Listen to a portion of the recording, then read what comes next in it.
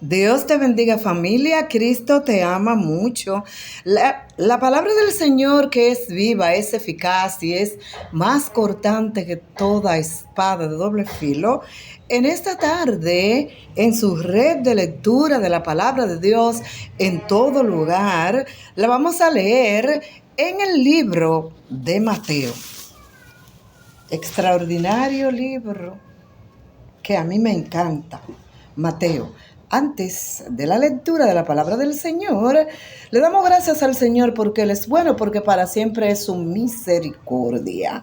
Y estamos en este lugar porque nuestro Padre es el dueño del reino y Él tiene todo poder en todo y sobre todo. Vamos a escuchar esta hermosa alabanza y luego vamos a leer la palabra del Señor en el libro de Mateo 3:3.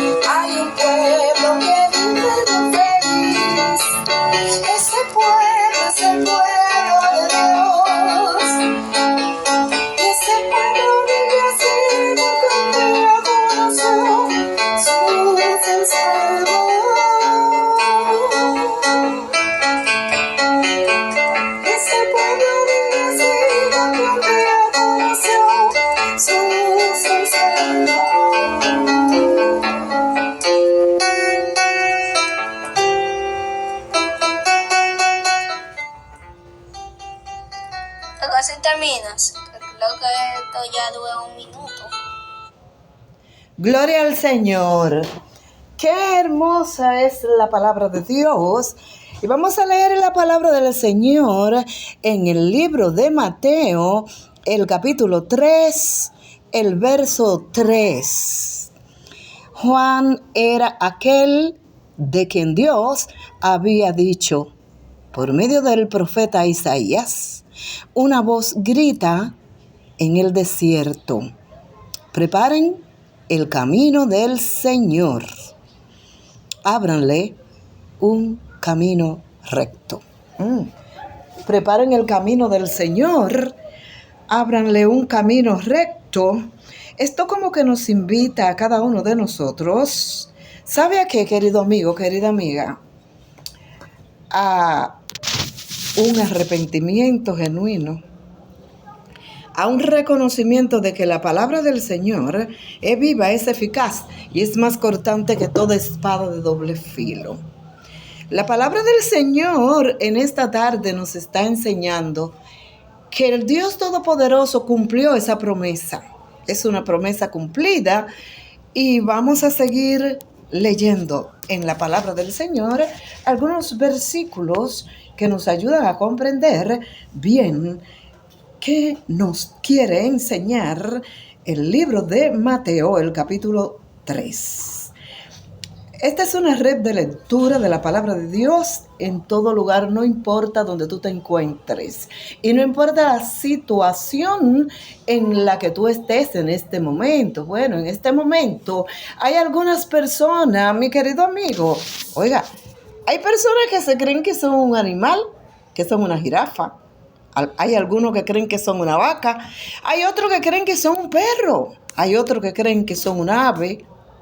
Bueno, vamos a ver. No importa el lugar donde tú te encuentres en este momento.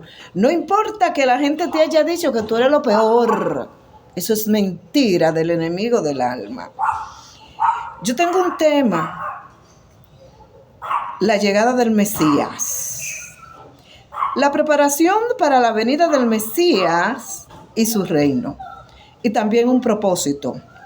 Desarrollar la enseñanza sobre el reino de los cielos nos ayuda a aprender sobre las profecías de la llegada del Mesías. El establecimiento del reino de los cielos a través del arrepentimiento y la conversión genuina para el perdón de los pecados, mostrando así el inicio del ministerio público de Jesús. Leamos juntos Mateo 3:3. Pues este es aquel de quien habló el profeta Isaías, cuando dijo: voz del que clama en el desierto, prepara el camino del Señor, endereza sus sendas. ¿Qué quiere decir esto? Enderecemos el camino por donde vamos caminando. Dios nos hizo con una identidad y Él lo que quiere es que nos identifiquemos con Él. Enderezar nuestra senda. Este capítulo bíblico de Mateo 3 establece el ministerio de Juan el Bautista y el inicio del ministerio público de Jesús. Pero también nos indica la identidad de Jesús, que más adelante la vamos a desarrollar. Cuando dice: este es mi Hijo amado en quien tengo complacencia.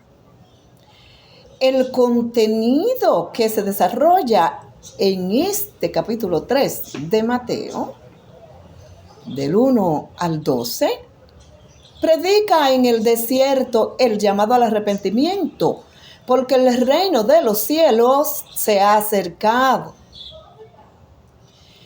El reino de los cielos se ha acercado y está cerca de ti. Dice la palabra del Señor en Apocalipsis 3:20, que Él está a la puerta y llama. Y si tú lo dejas entrar, cena contigo y tú con Él, querido amigo, querida amiga. Preparar el camino como consejero profético, anunciando a Jesús como el que bautiza con Espíritu Santo y fuego. Eso fue Juan el Bautista, de quien el mismo Jesucristo dijo que no había habido un hombre más grande, que un profeta más grande que Juan el Bautista. Aquí en el capítulo 13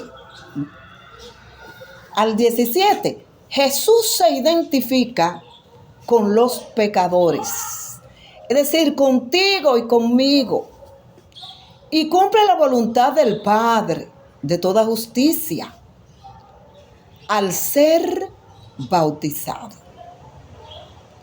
La manifestación de la Trinidad o la manifestación trinitaria en el versículo 17.